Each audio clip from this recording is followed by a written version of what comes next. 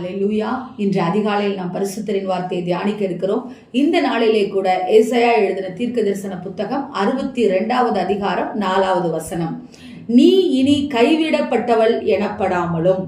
கர்த்தராகிய தேவன் உங்களை பார்த்து சொல்லுகிறார், நீங்கள் கைவிடப்பட்டவர்கள் என்று உலகம் உங்களுக்கு முத்திரை போட்டாலும் கூட நீங்கள் கைவிடப்பட்டவர்கள் அல்ல, உங்கள் தேசம் வாழ்க்கைப்படும் என்று சொல்லி மீண்டுமாய் கர்த்தர் இந்த வார்த்தையை கொடுக்கிறார். பாருங்கள், கைவிடப்பட்ட சூழ்நிலையிலே கணவனும் இறந்து போகிறான்.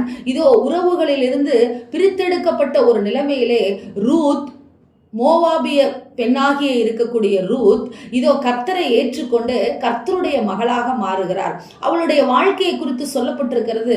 ரூத் 1வது அதிகாரம் 5வது வசனத்திலே அவருடைய ரூத்தினுடைய கணவர் இறந்து போகிறார் என்று சொல்லப்படுகிறது. ரூத் ஒரு மோவாபிய பெண்.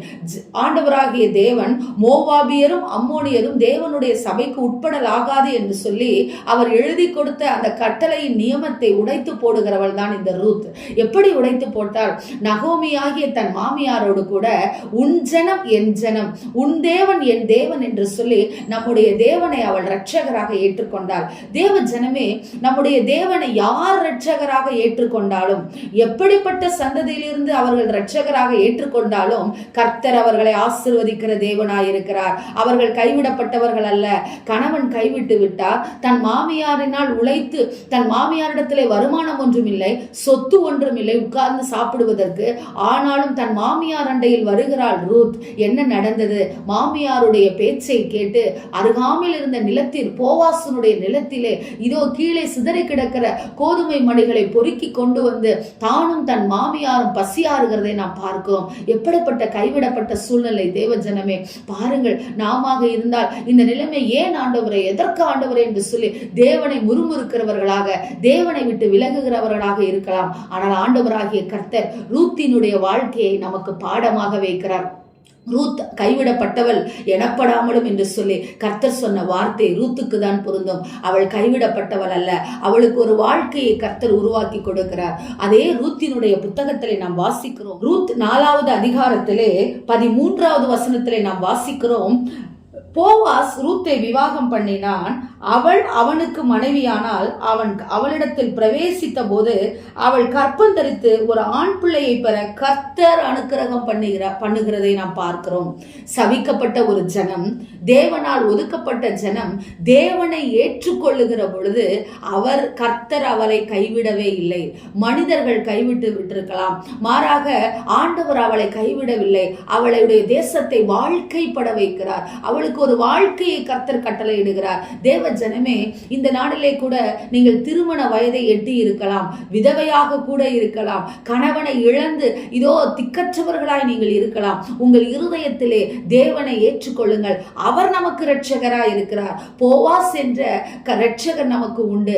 போவாஸ் எப்படி ரூத்தை ஆதரித்தாரோ, நம் தேவனாகிய கர்த்தர் நம்மை ஆதரிக்கிற தேவனாய் இருக்கிறார். உலகம் உங்களை கைவிடலாம், உறவுகள் உங்களை கைவிடலாம், நம்மை அழைத்த தேவன், நாம் வணங்குகிற தேவன் நம்மை ஒருபோதும் கைவிட மாட்டார். ரூத்தை கைவிடவில்லை. அவரை இரட்சகராக ஏற்றுக்கொண்டதனால் அவளுக்கு கர்த்தர் ஒரு நல்ல வாழ்க்கையை கொடுக்கிறார். எந்த வயலிலே பொறுக்கி கொண்டிருந்தாலோ அந்த வயலுக்கு அவர் சொந்தக்காரியாக மாறுகிறதை பார்க்கிறோம். இன்றைக்கு தேவ ஜனமே, உங்கள் தேசமும் அப்படி வாழ்க்கைப்படும். உங்கள் சூழ்நிலைகள் முரட்டாட்டமாய் இருக்கிறதா? குடும்பத்திலே சமாதானம் இல்லாமல் இருக்கிறீர்களா? எனக்காக பேசுவதற்கு ஒருவரும் இல்லை என்று சொல்லி தவித்துக் கொண்டிருக்கிறீர்களா? வேசித்தன விபச்சார ஆவியினாலே குடும்பம் பிரிவினையோடு இருக்கிறதா? ரூத்தினுடைய தேவன் உங்களுடைய தேவனாய் இருக்கிறார். அவரை நோக்கி பாருங்கள். அவருடைய எப்படி தன்னுடைய மாமியாருடைய தேவன் என் தேவன் என்று சொல்லி அவள் ஏற்றுக்கொண்டாலோ, அதே போல இயேசுவை நீங்கள் சொந்த இரட்சகராக ஏற்றுக்கொள்ளும் பொழுது உங்கள் வாழ்க்கையிலே கர்த்தர் அதிசயத்தை செய்வார். நிச்சயம் நடக்கும். ரூத்தினுடைய வாழ்க்கையை தலைகீழாக திருப்பின தேவனாகிய கர்த்தர் உங்களுக்கும் அற்புதம் செய்வார். அவரை விசுவாசியுங்கள், பெரிய காரியங்களை எதிர்பாருங்கள். நிச்சயம் கர்த்தர் உங்களுக்கு செய்வார். ஆமென். எங்களை நேசிக்கிற எங்கள் நல்ல தகப்பனே, கைவிடப்பட்ட சூழ்நிலையிலே அநேக பெண்கள், அநேக ஆண்கள் இந்த உலகத்துல இருக்கிறாங்கப்பா. அவங்க நினைக்கிறாங்க எங்க வாழ்க்கை அவ்வளவுதான் முடிஞ்சிருச்சுன்னு நினைக்கிறாங்க. ரூத்துக்கு எப்படி ஒரு அடைக்கலத்தை கொடுத்தீரோ அது போல அவர்களுக்கும் நீரே அடைக்கலமாய் இருந்து அவர்களை ஆசிர்வதிங்க ராஜா. அவர்கள் உம்மை ஏற்றுக்கொண்டாலும் ஏற்றுக்கொள்ளுகிற வேளையில அவர்கள் உம்மை ஏற்றுக்கொள்ளுகிற வேளையில நீர் அவர்களுடைய இரட்சகராய், நீர் அவர்களுடைய மனவாளனாய், நீர் அவர்களை பாதுகாக்கிற தகப்பனும் தாயுமாய் இருந்து அவர்களை வழிநடத்துங்க. உங்க வார்த்தை ஒருபோதும் போய் சொல்லுவதில்லை ராஜா. தகப்பனே, உங்க வார்த்தையின்படியாய் ரூத்தினுடைய வாழ்க்கையை ஆசீர்வதித்த தேவனாகிய கர்த்தர் அப்பா, இதை கேட்டுக்கொண்டிருக்கிற ஒவ்வொருத்தருடைய வாழ்க்கையும் நீர் ஆசீர்வதித்து அவர்களை ஐஸ்வர்யவான்களாக பெரிய ஆண்டவரே அப்பா உம்மை நம்புகிறவர்கள் பெரிய உயர்ந்த அடைக்கலத்திலே வைக்கப்படுவார்கள் என்ற வார்த்தையின் பிரகாரமாக உயர்ந்த அடைக்கலத்திலே வைக்கப்படுகிறவர்களாக இருக்க கர்த்தர் கிருபை கொடுங்க. நீர் அப்படியே செய்கிறதற்காய் நன்றி நிறைந்த உள்ளத்தோடு உம்மை ஸ்தோத்திரிக்கிறோம் நல்ல பிதாவே. ஆமேன். Praise the lord. ஹல்லேலூயா.